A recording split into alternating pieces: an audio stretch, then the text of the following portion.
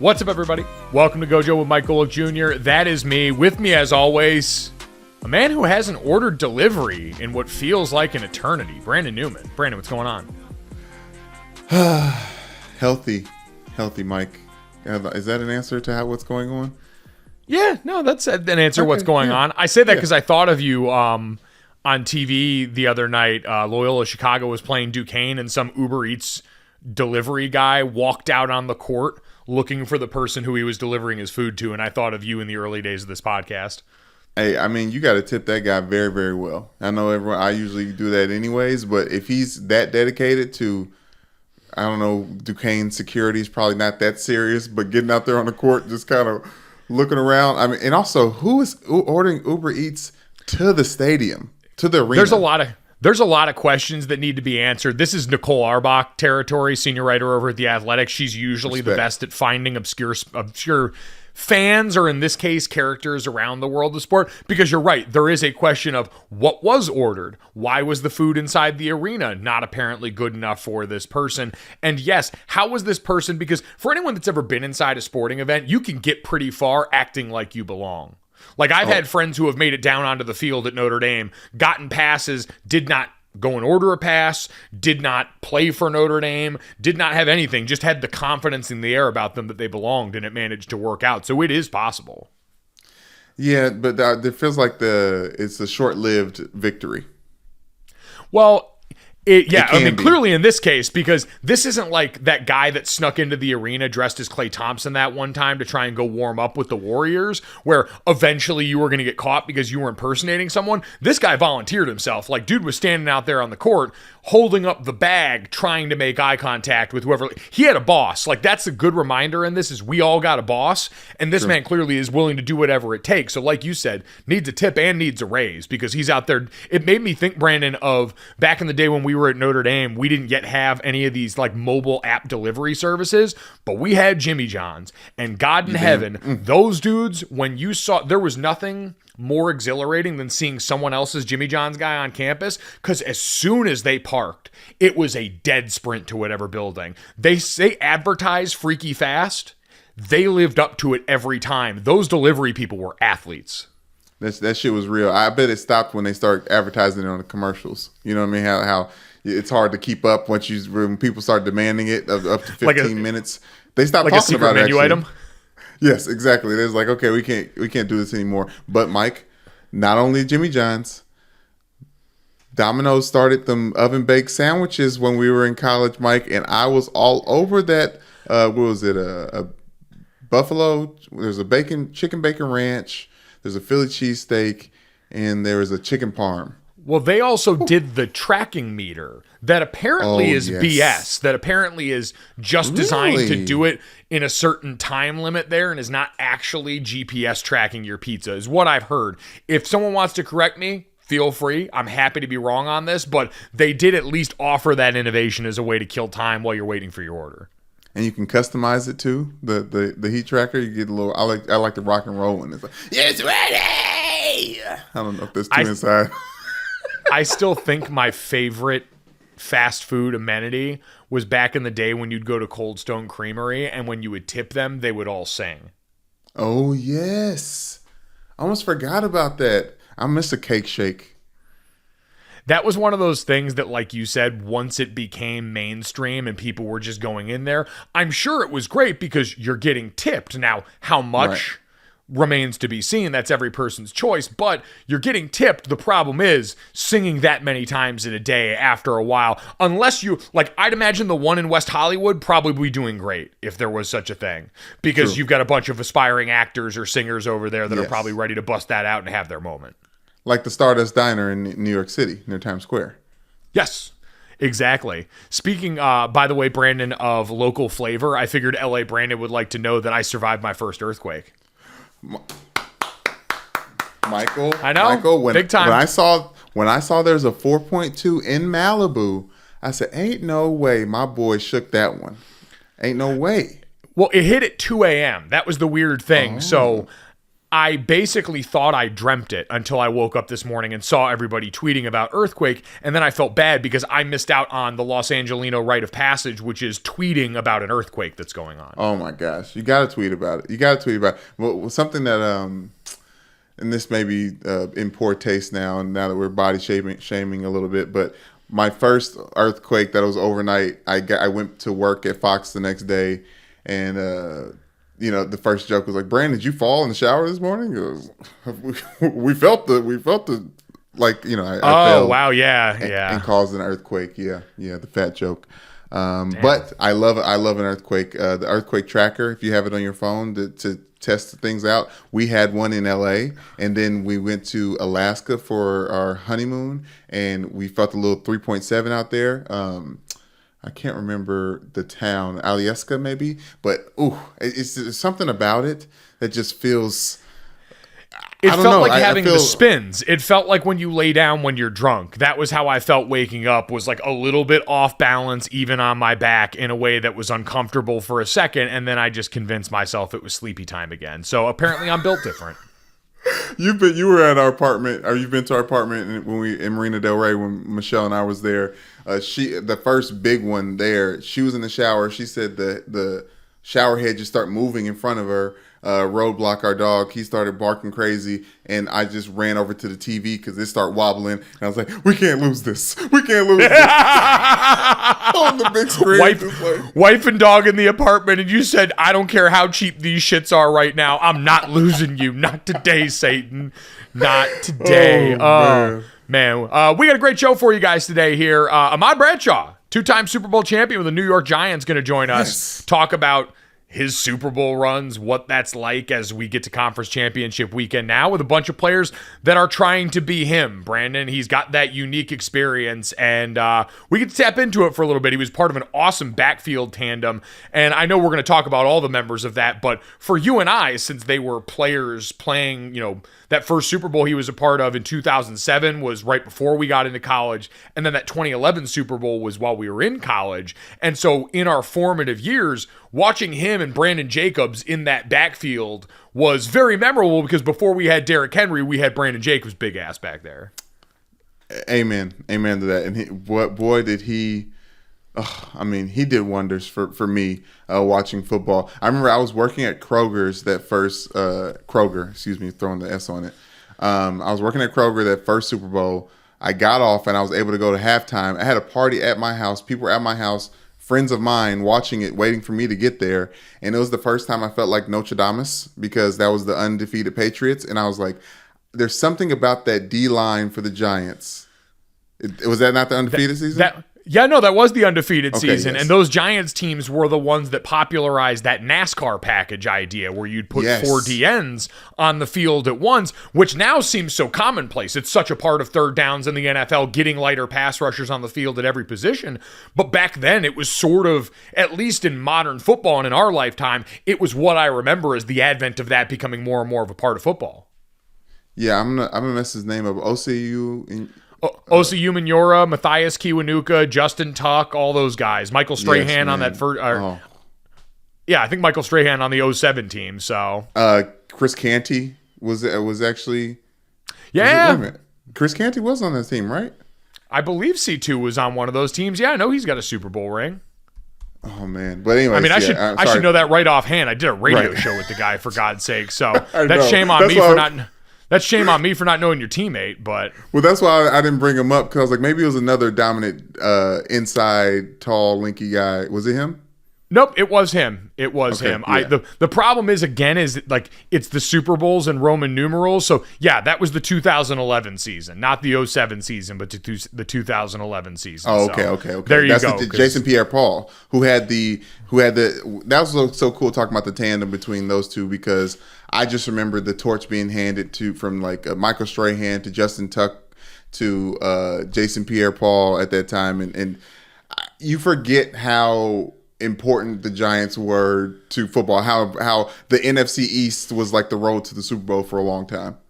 It's why this year felt so sort of nostalgic in that way. I think you're right. So awesome interview. Very much excited about that one.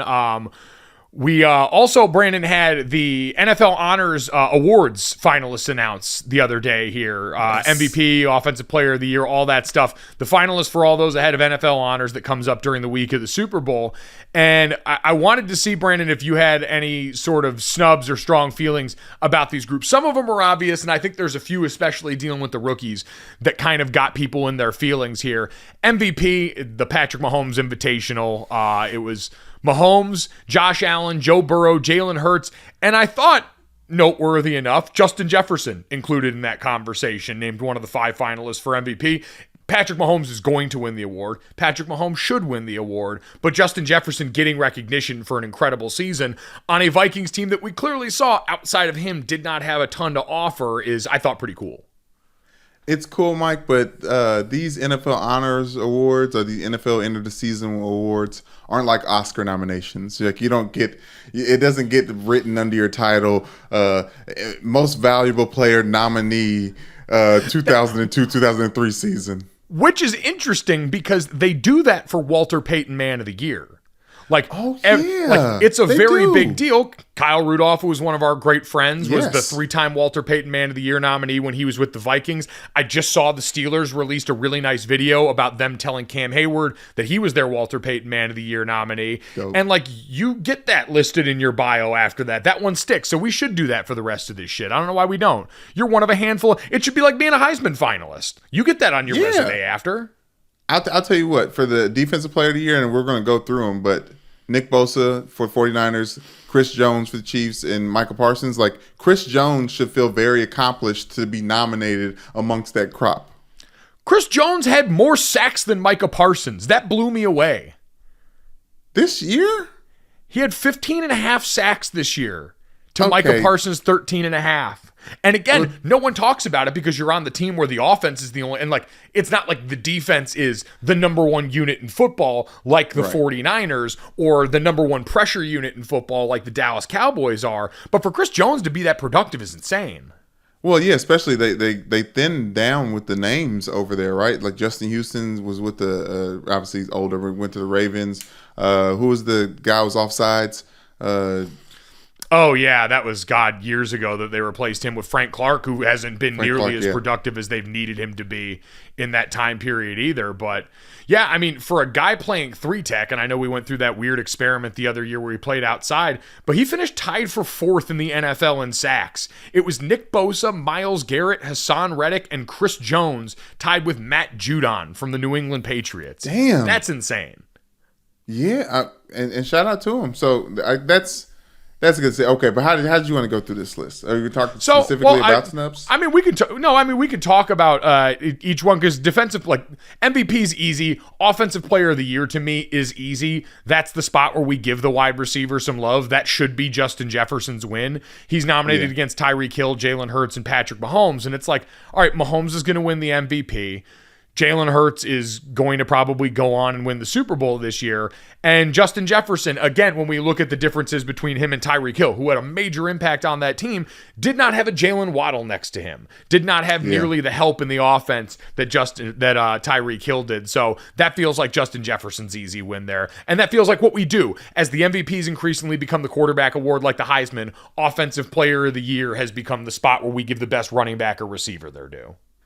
Yes, and I appreciate that. One thing that I'm looking at is that Rookie of the Year, Defensive Rookie of the Year, the fact that did Sauce Gardner already win Rookie of the Year? No, they do it for both sides. They do it for both sides of the ball. We'll get there. We'll get there, big fella. I'm gonna bring you there. Okay. I thought he tweeted something celebratory about him winning it, so I thought it was already wrapped up. No. They don't announce that until the end. So none of these have been won yet necessarily. We talked about Defensive Player of the Year. That one's interesting to me because for so long that felt like Micah Parsons' award to lose just because of them moving him around all over the place, how impactful that Cowboys defense was. But Nick Bosa having 18 and a half sacks on the number one defense in football, like I don't want to make it too much like the Heisman, but God, you could make the argument he's not even the best player on that defense, looking at Fred Warner and what he's able to do. But an incredibly impactful player on a team where outside of him, not a lot of those guys are racking up sack numbers. It's not like the Eagles where you're 4 deep in double-digit sack guys you have to worry about. So it's a pretty impressive performance from who was the other Bosa brother for a while. So I'd imagine some of the Cowboys effect might take hold. I feel like Micah Parsons could win that award.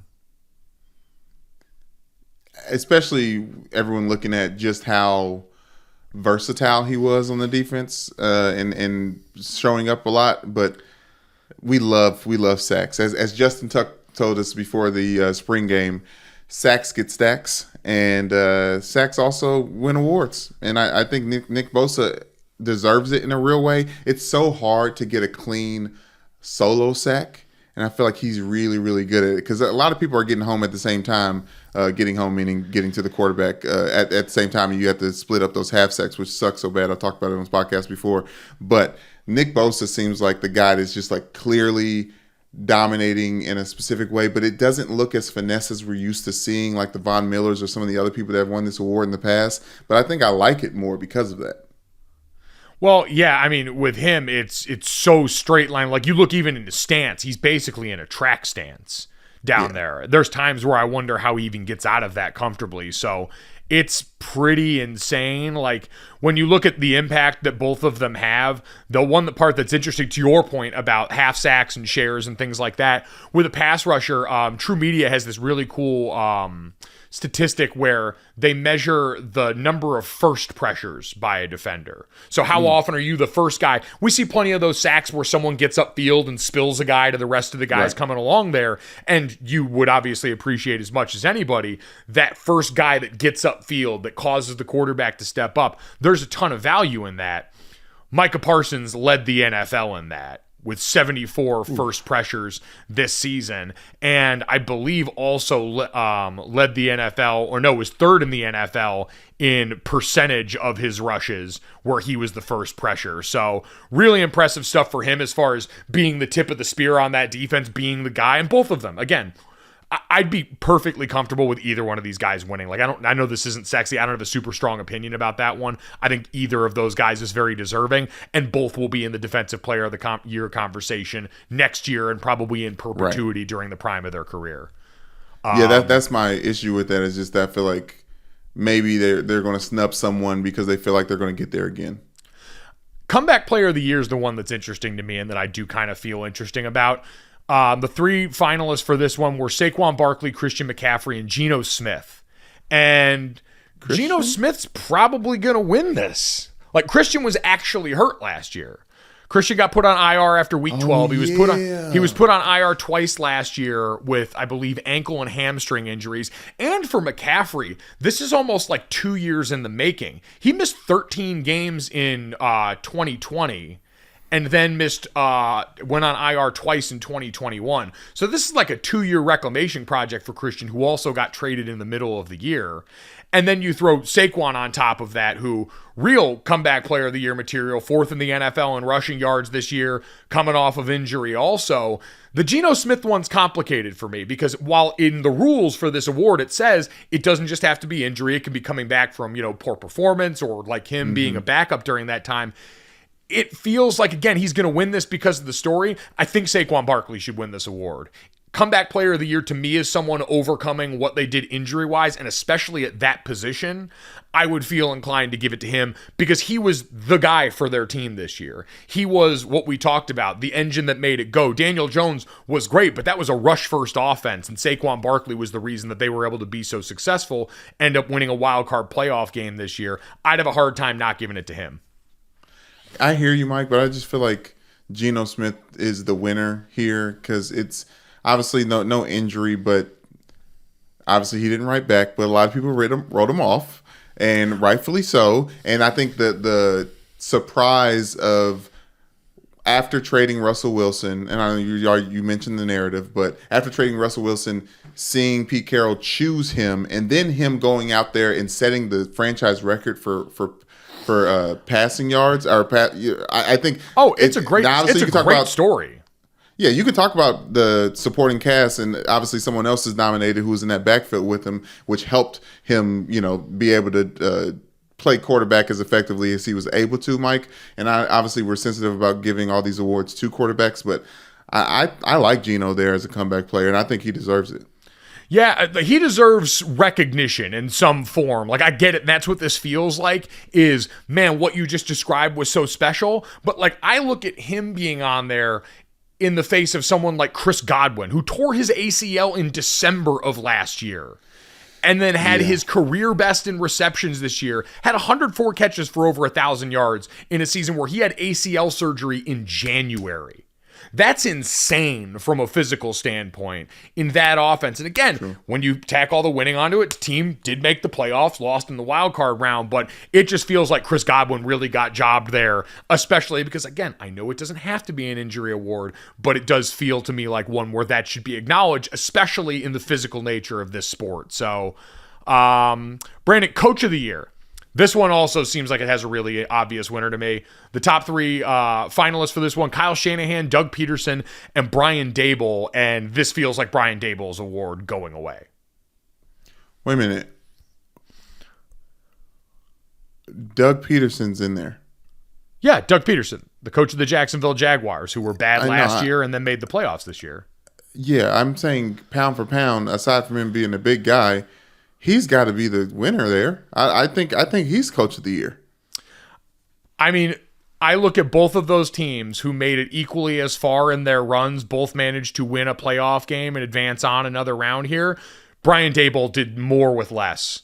Like, if you're Doug Peterson, that franchise spent money this offseason bringing people over. They threw the bag at skill players to try and make that happen. You had more under the hood there. We talked about it with the Giants. You had a linebacker core, most of whom wasn't on the team at the start of the season, starting for you in the postseason game. Your wide receiver core was throwing to guys like Richie James, who, God love him, has made himself a future in this league, but wasn't expected to be your answer when you started the season. So he made a lot out of very little in this year and got us to a point now where Daniel Jones, Saquon Barkley through this offense and through their own work, not discrediting the player at all, but Brian Daboll, I think, managed to really MacGyver the hell out of the situation in New York.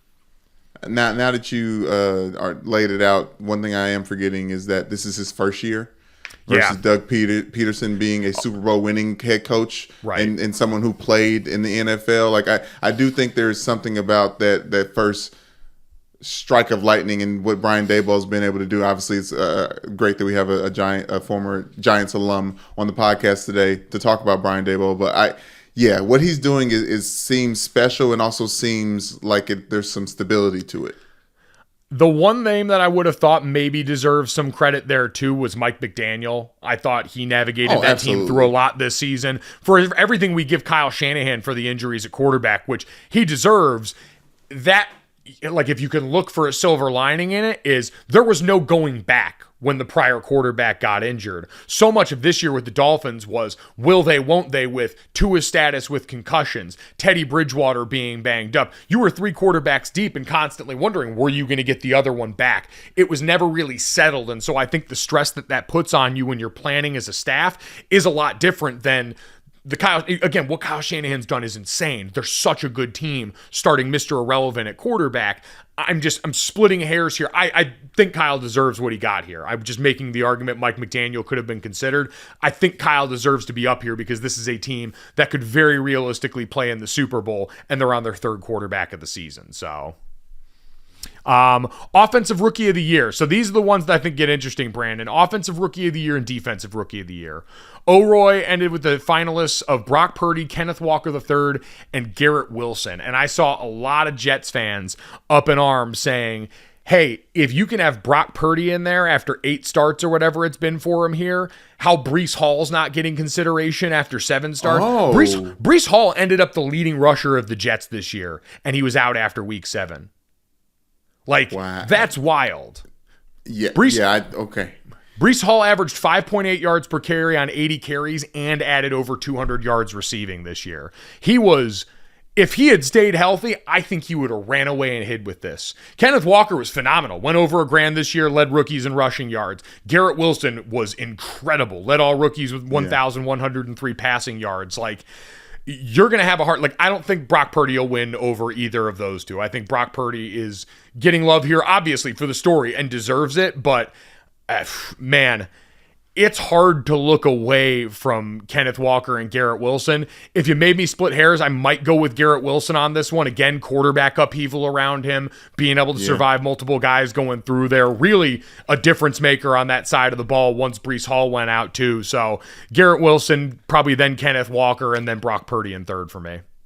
I like Kenneth Walker at the top spot there just because outside of Breece Hall, because, oh my gosh, it's egregious. But I like Kenneth Walker there because he brought some stability to the running back position for the Seahawks that hadn't been there since Marshawn Lynch. Like, honestly, like they have struggled. They were like the Detroit Lions in how they struggled to have a over 100-yard rusher week in and week out. Well, and I mean, you look at the Seahawks, like they really went with the, if you're going through hell, just keep on going, because they were just year after year drafting running backs in the top 3 rounds until something hit.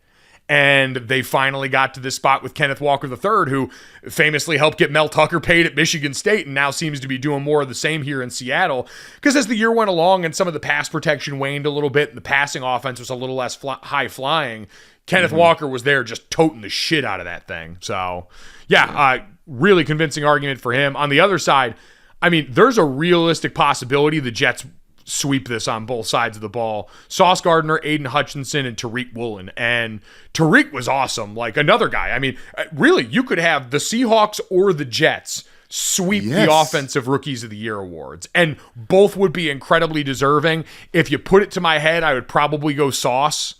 Again, just stepping in and immediately, the impact that you saw in Cincinnati, there was really, and that's a difference of expectations too, right? Where they took Tariq Woolen for the Seahawks much later in the draft. Right. For him to jump on the way that he did, tie the NFL lead with 6 interceptions this year, was incredible. All that length and strength wasn't who he was in college. Sauce is exactly who he was in college. Pulled it off exactly like people would have expected there, and so I'd probably side with him. This is a really impressive rookie defensive back class. I mean, Derek Stingley Jr. in Houston, also another guy from that class. Kyle Hamilton at the safety position in Baltimore. Kobe Bryant, the other guy at Cincinnati. I thought he had a pretty good season with the Seahawks, but I agree. Tyreek, the splash plays that Woolen was able to make were impressive, as well as Aiden Hutchinson, like the splash plays that they needed at those times for the Lions, and obviously him going hometown, all the story. Was really, really good. Sauce Gardner is like Revis Island all over again. It's very his impact is. It's just so big. It's just like you can't erase it. The reason I say it's what it was at Cincinnati, because there were legitimately games where quarterbacks wouldn't even look at his side. Kobe Bryant ended up winning the Thorpe Award because people just didn't throw at Sauce. They gave Kobe Bryant's a great player. Sauce Gardner was the best defensive back in college football last year. And if you asked any coach that played that team, that's the answer they would have given to you. So he's already done a lot of that in the NFL. Assistant coach of the year, I think, is a really, really interesting race, Brandon. Like two-man race. Well, listen, let's give some credit to Shane Steichen, the job that he did as a part of this Eagles offense that set about 1 million records this year for, receiving records from A.J. Brown, rushing record, or Miles Sanders going over 1,000 yards this year. It's one of the most prolific offenses in franchise history. So Shane Steichen deserves some credit. That being said, it's going to be a 2-man race between Ben Johnson, the Lions O coordinator, and D'Amico Ryans, the defensive coordinator for the 49ers. And honestly, Brandon, I think Ben Johnson should win. I agree. I as much as I'm a defensive side of the ball guy, I think obviously D'Amico Ryans is going to be he's going to get a head coaching job before because it's the whole working with less thing. In my opinion, and not that the Lions weren't less because of one of the best offensive lines in football, but talk about comeback player of the year, Jared Goff. If Geno Smith is in the consideration, Jared Goff had put a season together to be in the consideration, and just the inventive. Like, I didn't see any oh my gosh, I've never seen anything that before from the 49ers. Just like good defensive play and hard nosed, people, a bunch of Troy Polamalu's looking like out there. Ben Johnson had some stuff together that was like. This guy opened up Madden and then started making the plays from scratch. Like, it was some stuff that I've never seen before, and it was so fun to watch the entire year. the Lions were a top 5 offense in the NFL. We knew with the guys on the 49ers defense that this was possible. And DeMeco's still been incredible, right? All the good things people were saying about DeMeco Ryans deserved. But yes, it is that Ben Johnson theory that, all right, you had Jared Goff, who was a cast-off at quarterback, who's been very good, but still had to get him in that right situation. Jamal Williams having the season that he did, the amount of leading the NFL in rushing touchdowns.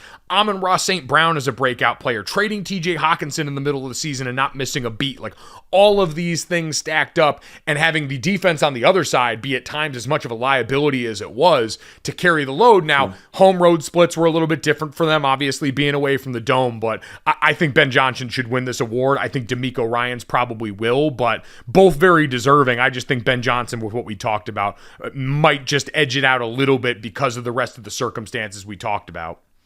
Jamal Williams breaking Barry Sanders' record for touchdowns for the Lions this year, when they had a dual running back backfield at the beginning of the season, it was mainly Swift. I thought it's supposed to be DeAndre Swift in that backfield based on talent where they drafted him. So yeah, it was incredible, and what a coup for the Lions that Ben Johnson said, "No, I'm sticking around here for another year. We're building something, and I want to be a part of this."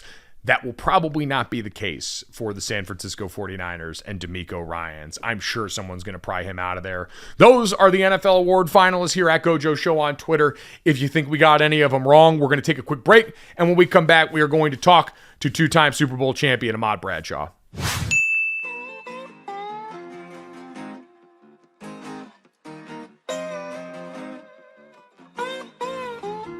All right, very excited as we continue our march to Super Bowl 57 to bring on someone who knows a little thing about winning Super Bowls here. Two-time Super Bowl champion with the New York Giants, Ahmad Bradshaw, joining the podcast today. Ahmad, I want everyone to know, too, Coughlin time still very much in effect. Brandon and I logged on, and right 5 minutes before we were supposed to start, ready and waiting here. So the brand is very strong.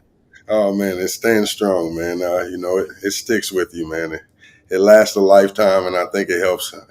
I guess all the players that played under Coughlin, later in life. So it helps, man.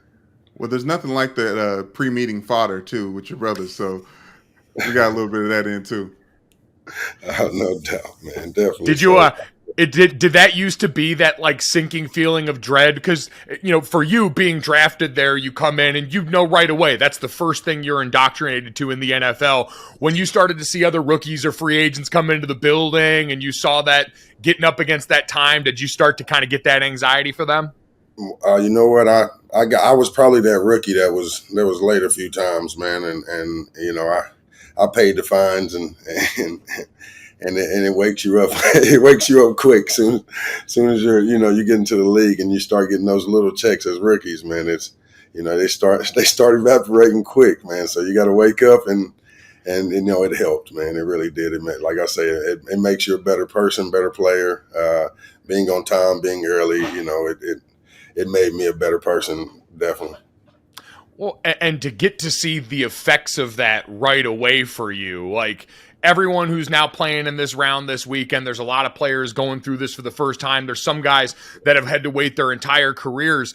What was it like for you coming right in as a rookie and all of a sudden you're thrown into this Super Bowl run and end up dethroning one of the greatest teams of all time? You know what, man? I came out of college early, and it was just a decision I had to make family-wise, and it was the best decision I ever made in my life.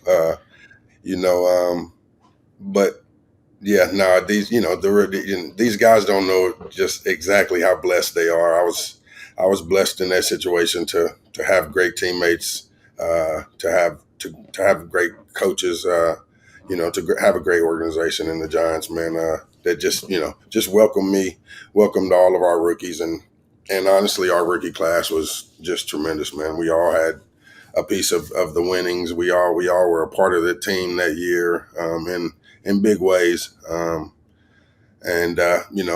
I say, I was blessed to just be a part of all that, man. It was just a perfect situation for me, and like I say, I've been blessed ever since just to know the guys that I played with and to be as successful as we was. How much did you learn then from the first one to the second one? Because you come in and as a rookie, you don't know anything else. You immediately go on this Super Bowl run. So how much did you learn from Super Bowl first time around to the second time around? Man, I learned a lot. I set that whole year of the first Super Bowl until maybe the 14th game of the season, and Derek Ward went down. And, it was just an opportunity I had to take advantage of. I tell a lot of kids now, take advantage of every opportunity, man. And that's what I've been able to do all my life, is just take advantage of those things. Derek Ward, he was a great running back. Brandon was a great running back. And I didn't know what situation I was in. I was just trying to make the team. Special teams, I was running down as a R5. I was in the middle of the, right beside the kicker, running down between all the trenches, like just ready, man. And I played safety in high school, so that kind of like engraved like the that mentality to where I didn't care about contact. I didn't, as a running back, I didn't care about anything. I had a defensive mind of like in that sense. So it just helped further my game. So from between those years with like I say, Brandon Jacobs and D Ward, as teachers, we had to even have Reuben Drones as a back, who backed them up before I came on, and just a lot of help. Brandon, I think we came into training camp and Brandon told me, he's like, you sing one time and you don't have to sing anymore. And I was like, all right. I got up. I was the first one to sing. I was the first one to sing, and I never sang again. Everybody else sang the whole training camp. What'd you sing?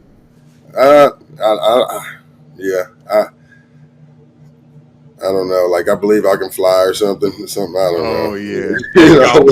Just something quick. I got it over with, and hey, once I knew I had B. Jacob behind me, I didn't care what they said. And he's been my big brother since.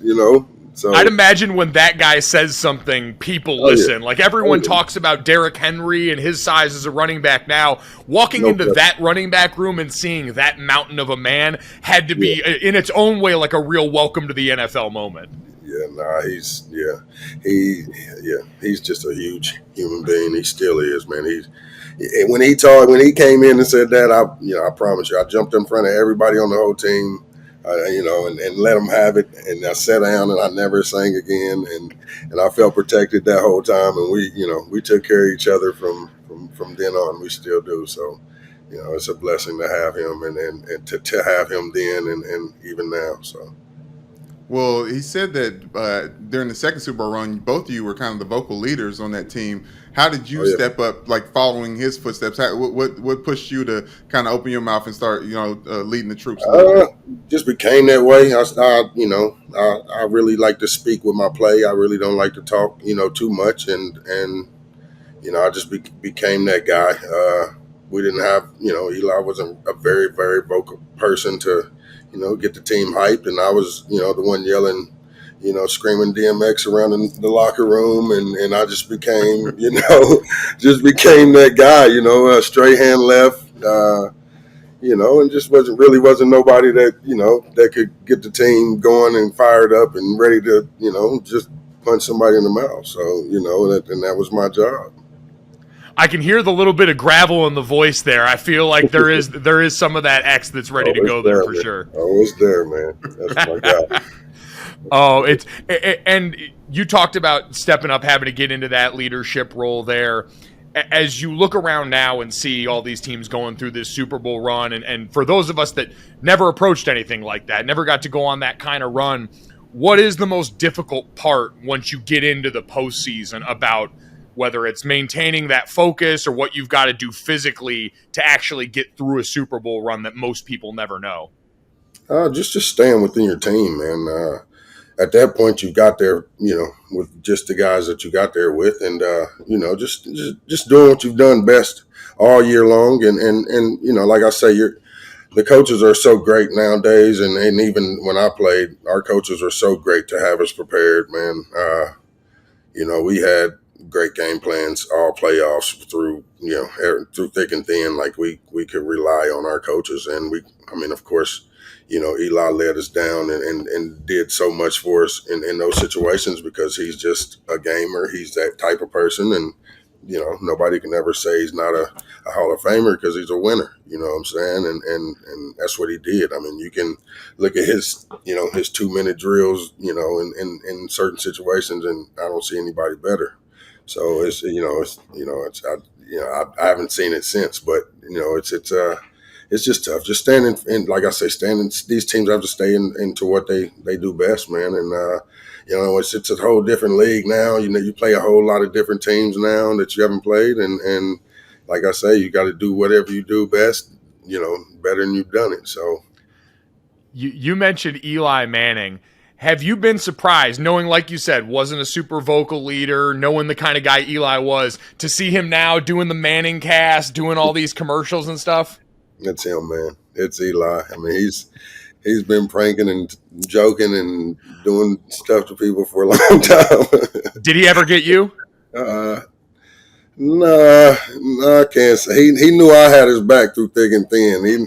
He knew I was one of his last, line of defenses back there to take that blow off of him. And, I wasn't like, number one blocking running back in the league most of the time when I started it for a reason. So, like, I died for Eli. Like, I gave everything to protect him, and I took, I held accountability on myself for that. There you go. So that's how you insulate yourself from the pranks, is you make sure you're one of the guys that is like, listen, you see me out there meeting those backers in the hole. You don't want to go and make an enemy out of me. Yeah, he's not going to prank the guys that protect him. And the guys that protect him, he has those big guys. He had our big linemen, and they protected him more than I did. So I wouldn't do it. If I did something to him, then I'd have to deal with 5 other guys. So it wasn't like that. He took care of those guys too. So probably was a lot better than me. There's always a good line of defense around the quarterback there. I said it's like the goalie in hockey, but Oh yeah.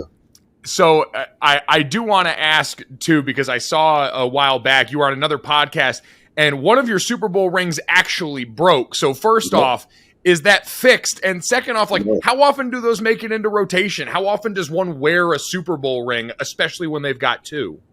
Honestly, yeah, that was my excuse for a long time because I had to. Everybody's like, "Where's your Super Bowl ring?" And I'm like, I got 2 of them. It's hard to hold, and honestly, I just started wearing them like 2 months ago, and just to stay relevant, nobody remembers Ahmad Bradshaw anymore, So now I keep them on just for the fans. They come see me and they like to see the rings. Now they ask for them a lot, so I'm like, I'll start wearing the rings. And honestly, the ring has two pieces to it. It fell off out of nowhere. I barely wear the ring, so I don't know how it fell off.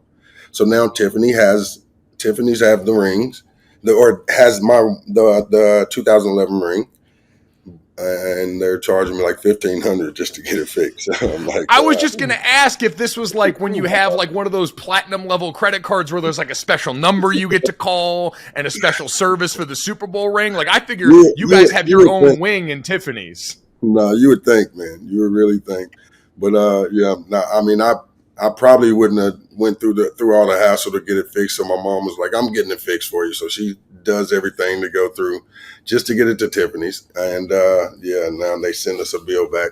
So yeah, we're getting it done now, and hopefully I'll have it back soon. There you go. Well, the Super Bowl rings are obviously what everyone thinks of as the memorabilia from those games. But for you were also part of a really interesting Super Bowl touchdown where you're down by the goal line. You knew everyone watching that game. It was in a spot where the Patriots were trying to let you guys score, and you could see you kind of hold up on the goal line and end up falling into the end zone. Now, you knew you weren't supposed to score there, but momentum, all those things happen. Did you keep that ball? Like, is that still proudly displayed somewhere, even though you weren't supposed to score on that play? I still have that ball, that jersey. I have everything just with that, just with that whole picture, man. I kept everything. But, that was a crazy touchdown. I got the ball. Eli handed me the ball, and he said, don't score, man. at that moment, we hadn't talked about it in the end zone or in the huddle or anything. We just, we called a play. He came back to the huddle, called the play, and I paid no attention to the time. I mean, because we usually talk about what the situation. And as I'm scoring, I see everybody running away from me. I'm like, oh. By the time I get to the 1 yard line, it clicks. I'm like, oh gosh, I'm supposed to go down. So I try to go down, declare down. You can tap the ground and declare down. And as I'm tapping, man, I'm falling back into the end zone, and my momentum, everything took me into the end zone. At that moment, I was still in between. I've never been told not to score, so. In that situation, you just have to just go ahead and do it. So you know what? The best part about that, though, is now that all the time's passed here, it's just you scored a touchdown in the Super Bowl. So it just gets to be the cool thing right now, and you don't got to worry. Like, was he supposed to score or was he not? You scored in the Super Bowl, and that's all that matters. Yeah, a lot of people ask me, I'm so glad, or a lot of people tell me, I'm so glad you stopped at the one. I'm like, yeah. I'm glad you're glad. Exactly. I've seen a lot of those incidents in the league now. That it's a good thing. It's a learning tape. Well, it probably boosted your awareness in Madden a little bit too. So that's possible. Hey, you just never know. It could have been a shank kick. Fumble, field goal, anything, you never know what could have happened after that. So we'll take the points and we'll take the win. There's a chance that they had a chance to go down the field or Tom Brady had the chance to go down the field and score, and he didn't do it. I felt like we had a great defense as well, and that gave me a little bit more, or gave me a little momentum to keep going and get the game-winning touchdown for that Super Bowl. You mentioned who you were playing in those, and for it to be Tom Brady and the Patriots, and in 2007 especially, to be a team that's on the precipice of being undefeated, like, what was the message for you guys, that conversation about that matchup going into that week? You know what? We had played those guys, that was like the third time. I guess we played them in preseason, and then we played them the last game of or maybe the 15th game of the season that year. And I didn't play that year, or I didn't play that second game during the season. And, I just felt like I was always, a difference maker. So I felt like we were going to win regardless. Nobody, I don't really think we had a message going into this game to where we never thought we were out of it. So like, we felt like we could beat anybody at that point. It wasn't even about, the message that we got. We just knew how good we was.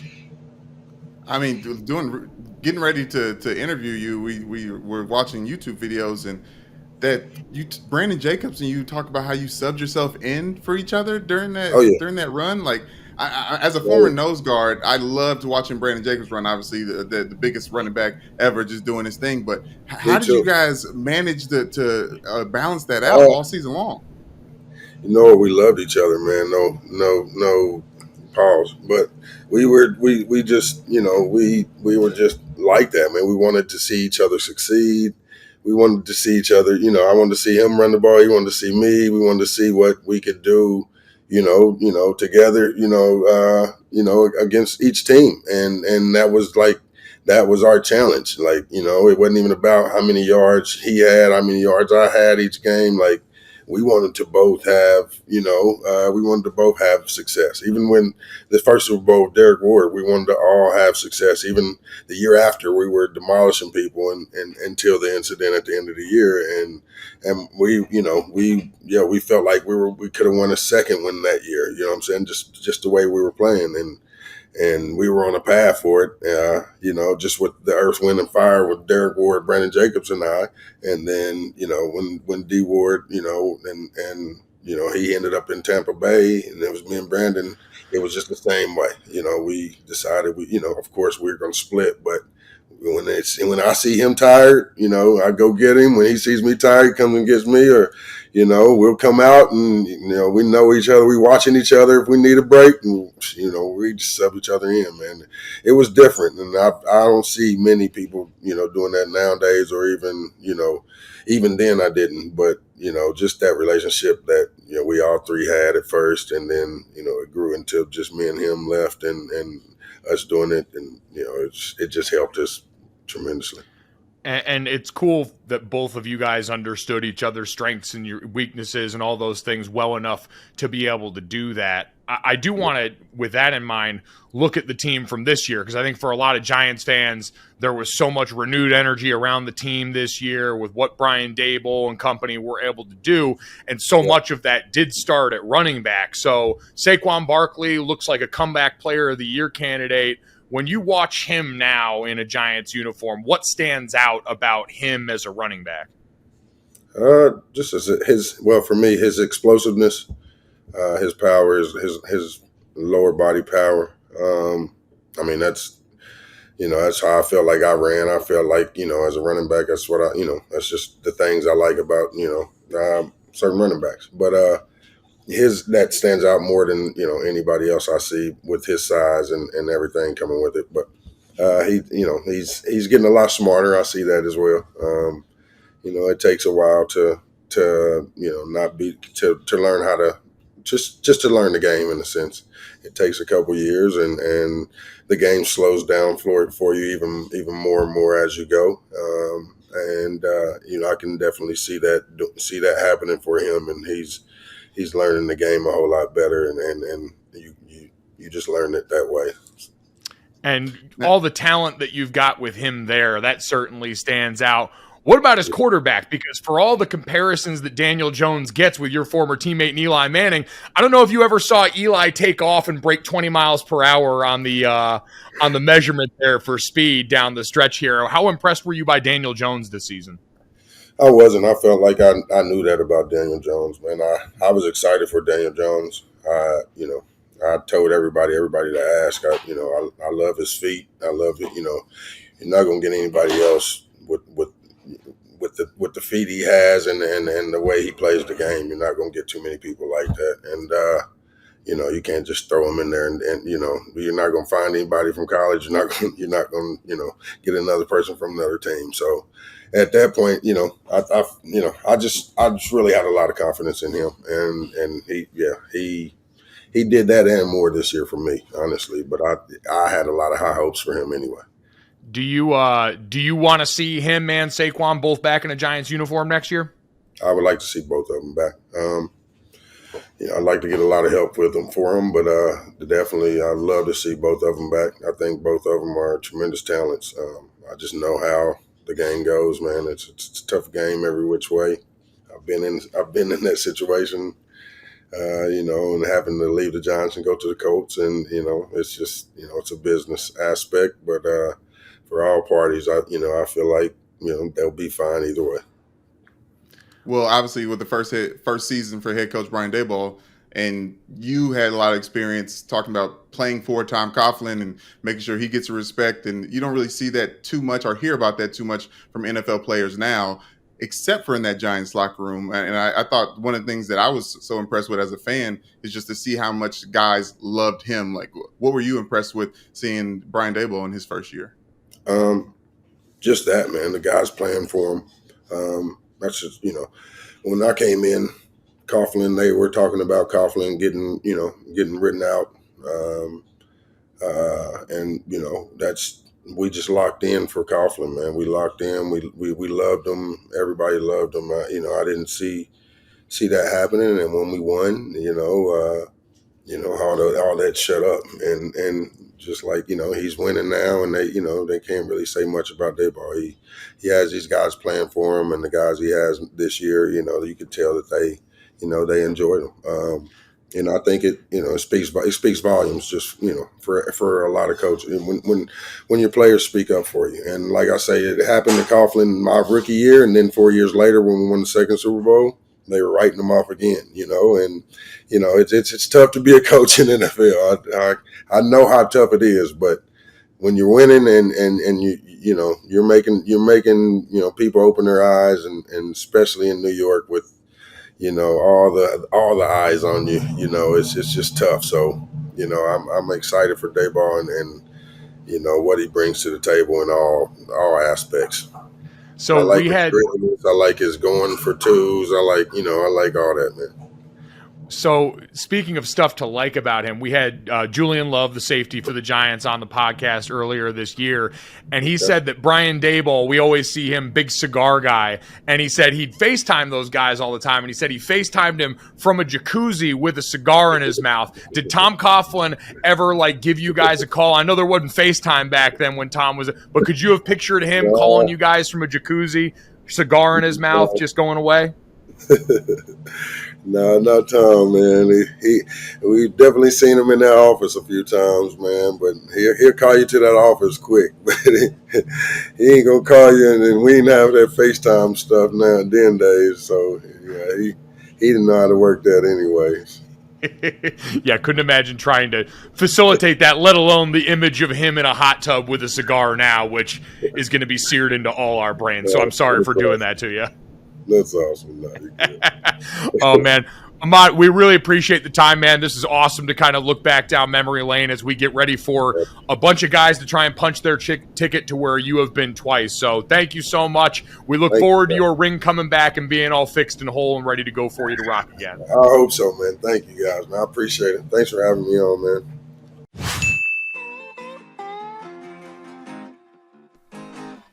All right, Brandon. Do you know what time it is? You got to drop the beat and then hit the acapella part.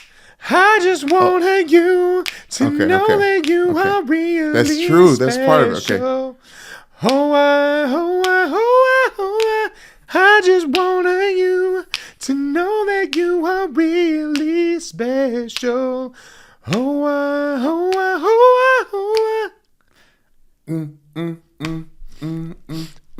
That song is a national treasure. Oh. That song is a national treasure. So, I mean, Snoop Dogg knew it. Snoop Dogg knew it as soon as he came on. He said, the lyrics is, I know you're going to lose it. This new Snoop shit. Come on, baby boo, you got to get into it. Someone said we never got a Pharrell versus battle, right? Because it would have been a bloodbath. Yeah. Now, that's funny you mention it. And it's funny you mentioned on this podcast with Ahmad Bradshaw being from Virginia. The Pharrell Timberland. Yeah. So there's that chicken and egg thing, not chicken and egg because Timberland came first, but Pharrell says there's no Timberland without him, or there's no Pharrell without Timberland. Yeah. And that ironically was Swiss Beats and Timberland that started the whole versus battle at the very, very beginning. So everyone's kind of thinking about Pharrell. I would actually like a Pharrell versus Drake, since everybody saying Drake can't go up against anybody versus the Beatles other than the Beatles. But man, Star Trek. I mean, Pharrell.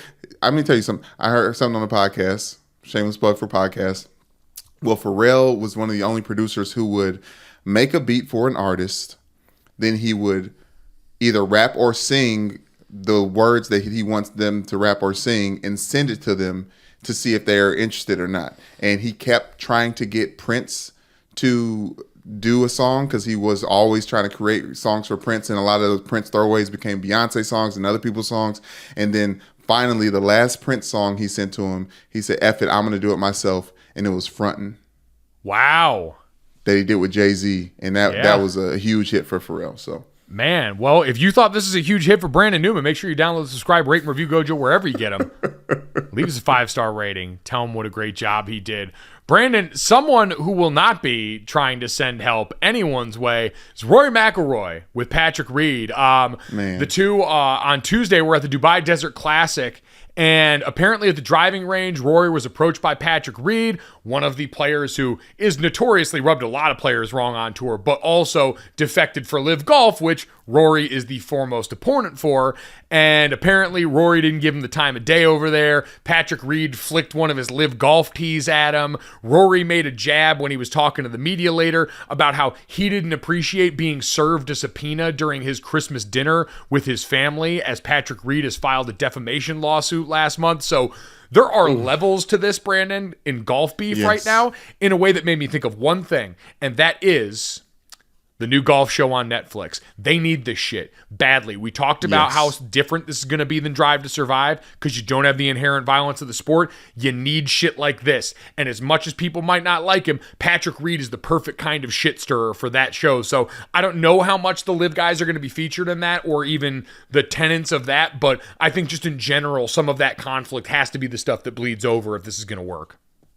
Yeah, I was trying to find the exact quote that Rory McIlroy answered when being asked about it, but he said, about the subpoena. He said Patrick came up to say hello, and I didn't really want to say hello, really want him to, but apparently that's what happened. And if the roles were reversed and I'd have thrown a tee at him, I'd be expecting him to file a lawsuit. That was the quip he made in reference to the defamation suit. Yes. There's something about those two that just feel like polar opposites in the same realm. I almost feel like Rory is like offended at how much Patrick Reed like has a sloppy body.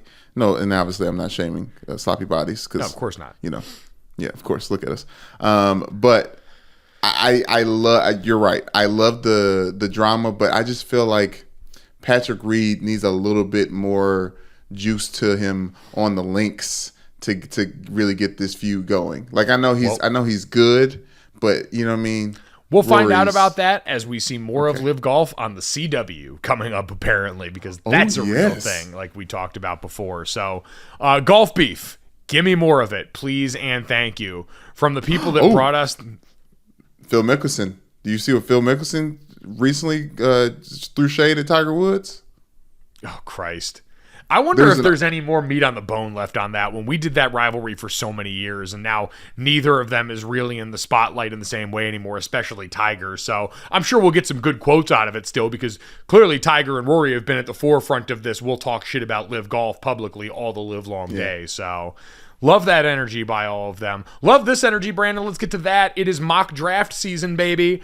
As the NFL season winds down, it's time for Mel Kiper, Todd McShay, and the rest of the draft analysts out there to keep us thoroughly entertained and pissed off. Mel dropped his mock of the first 31 picks and had Jalen Carter from Georgia going number 1 overall to the Chicago Bears was the most recent shakeup, Brandon. His first quarterback off the board came at number 2, and as we talked about coming off of Ohio State's game against Georgia in the CFP semi, led to C.J. Stroud being named the number 1 quarterback drafted on Mel Kiper's big board. The top 5 is followed by Will Anderson from Alabama at number 3, Bryce Young from Alabama at 4 to the Indianapolis Colts, and Will Levis, the quarterback out of Kentucky, going to the Seahawks via that 5th pick that came to them from the Denver Broncos Russell Wilson trade. So pretty interesting, and this is that mix right there, that group of names, Brandon, I think accompanied by Anthony Richardson, who also shows up very high in this draft, the quarterback out of Florida,